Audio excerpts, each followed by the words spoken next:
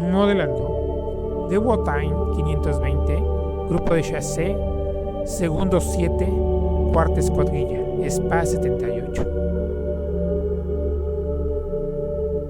El mejor caza francés de la Segunda Guerra Mundial fue el Dewotain D520.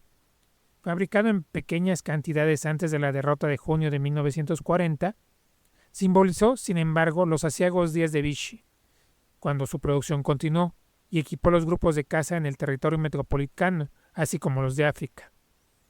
Al ocupar los alemanes el resto de Francia, se encontró dando servicio con las fuerzas del eje en Europa. El GC-27 fue establecido uniendo el SPA 73 y el SPA 78, reuniendo las tradiciones de ambas unidades, equipado con Nieuport 629 en 1932. En ese momento este era el más avanzado cazasesquiplano de principios de la década. Pero increíblemente, en 1937 fue reequipado con el ya obsoleto biplano Blériot SPAT 510.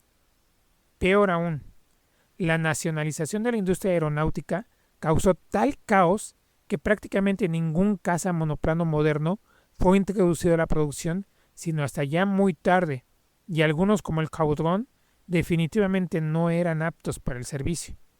Aún con las crisis de Múnich y los vientos de preguerra, no recibió sus primeros Morane-Saulnier MS-406 hasta febrero de 1939 y no se pudo equipar completamente sino hasta agosto. Cada aparato tenía pintado un letrero de alguna región de Francia en el fuselaje. El MS-406 era un caza ligero. El avión más numeroso de la fuerza era francesa al inicio del conflicto. Sin embargo, su filosofía de diseño, adecuada para 1934 por un caza ligero con un motor poco potente y armamento mínimo, fracasó ante el Bf-109, con un motor mucho más potente, mejor armamento, más velocidad, techo y potencia de fuego. La agilidad no compensaba todas las desventajas. El GC-27 fue asignado a la zona sur, al grupo 24 de la reserva, por lo que tuvo que enfrentar primero el masivo ataque por las Ardenas, frente al grueso de la Luftwaffe. Logró algunas victorias, pero quedó casi exterminado. Retirado para reequiparse, empezó a recibir Dewotains D520 el 20 de mayo, en lo peor de la ofensiva alemana. Y encima en el campo, en la base aérea de Belange, justo en el camino de los Panzers. Tuvo que moverse por todo el frente sur, escapando de los avances alemanes y colocándose en posiciones que pudieran ser fáciles de defender, pasando sucesivamente en Gissé, Furs y cuando empezó la invasión italiana en Saint-Étienne, terminando la campaña en Carcassonne. Sus pilotos pelearon braviamente, pero sus nuevos Dewotains no estuvieron a la altura. Parte por la premura de su fabricación, parte por el sabotaje de obreros comunistas, que siguiendo una orden de la Internacional Comunista, saboteaban algunos aviones en la línea de producción. Después de todo, luchaban por el comunismo y en 1940 Stalin y Hitler eran aliados. Aún así, el escuadrón logró 29 victorias seguras y 17 probables. Fue una de las unidades que escapó al norte de África, justo el 20 de junio, aterrizando en Argelia, mientras se firmaba la rendición. Finalmente se estableció en Oudna, como defensa de las fuerzas francesas frente al Quinto Ejército Italiano y su masiva fuerza aérea. En el interín se reformó y reequipó, con nuevos Dewotain 520 y pilotos sobrevivientes de todas las unidades que lograron escapar. Y aquí es donde se acaba su historia oficial. La unidad siguió en servicio hasta 1943. Se le menciona por aquí, por allá. Durante el rearme de Vichy y después del ataque británico a Mers el-Kibir, la aviación francesa se convirtió de facto en enemiga de los aliados. Pero al parecer esta unidad no participó en los ataques a Gibraltar, aunque posiblemente sí en el vicioso combate por Orán durante la Operación Casablanca. No se sabe si esta fue la unidad que destruyó 8 albacores del HMS Formidable o peleó contra los P-400 de la USAF. Ambas acciones solo son conocidas muy superficialmente. Es comprensible. Son muy vergonzosas en vista de los acontecimientos posteriores, cuando Francia se unió a los aliados. Al parecer, la unidad fue disuelta después de la rendición de Casablanca. No fue de las que recibió material norteamericano. No he visto ni un P-39 o P-47 con sus escudos.